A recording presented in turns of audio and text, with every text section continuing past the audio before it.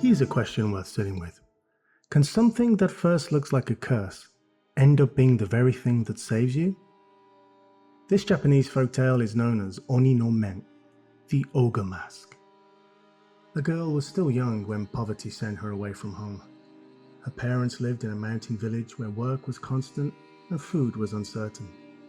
So she entered service in a wealthy house in town. The mistress was severe. She had sharp eyes, a cold tongue, and a habit of finding fault in the smallest things. The girl learned to bow, to apologize, to endure. But she had one private comfort. One day, while out on an errand, she passed a mask seller's shop and stopped. Hanging in the window was a woman's mask with the quiet, familiar face of her mother. She spent what little money she had and carried it home like a secret blessing.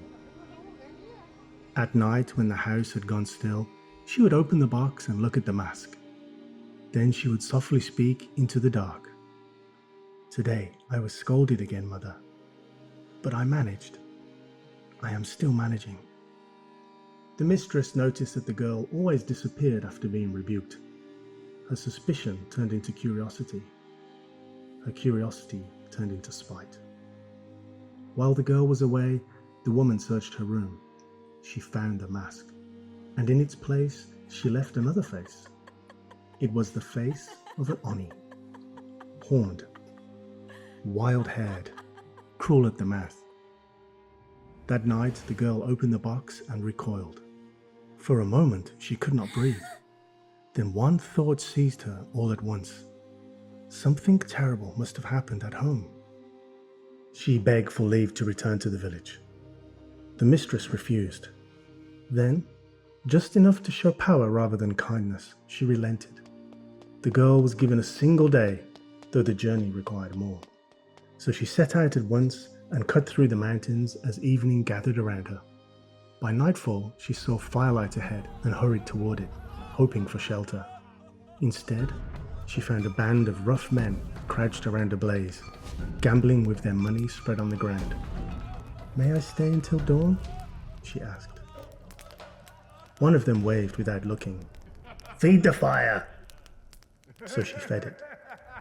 As the night wore on, the smoke began to sting her eyes. Heat pressed against her skin.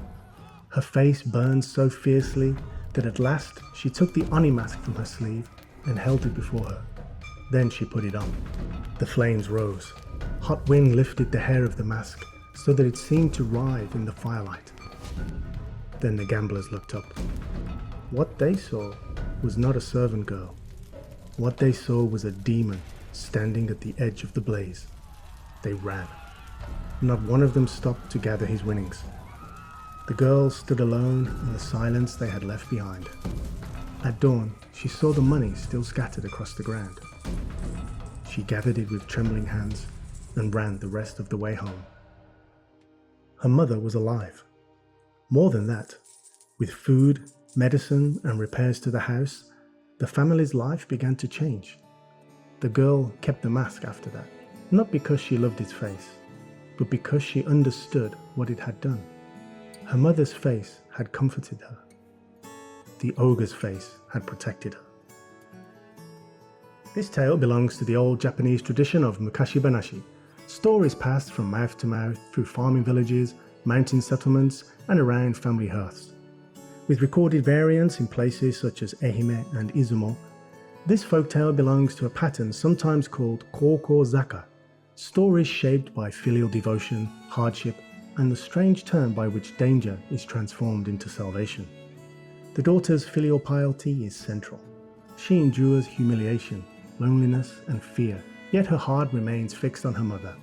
And in the end, that devotion is rewarded. But the story also warns against quick and harsh judgment. The Oni mask appears to be a sign of ruin.